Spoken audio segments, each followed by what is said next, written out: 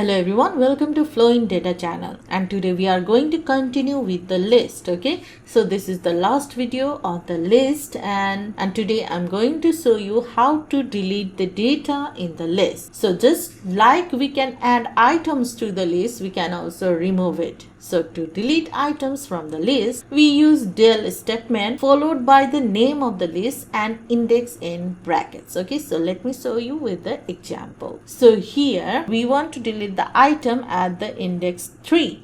Okay, so I think this is the one 0 1 2 3. So 9 is in item 3. I want to delete it. Okay, so to do so, we write, let's clear this icon thing, and let's write, I said to delete it you need del statement followed by the name of the list, that is list 1 is the name of the list, and index in the bracket. Okay, so here 3 fine. So let's see.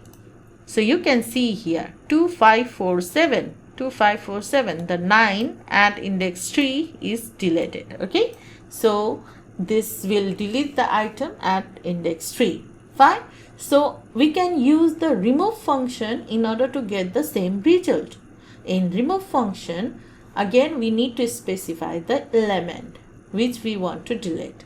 Okay, so this is also how you can delete the item. Now another way is using the remove function. So list 1, the name of the list, and then write remove. And now here you need to write not the index number, you need to write the value, which value you want to delete. So I want to delete 5 from the list. Okay, so I just don't need this 5 here, so I want to remove it, I want to delete it. So let's see. So here you can see 5 is gone.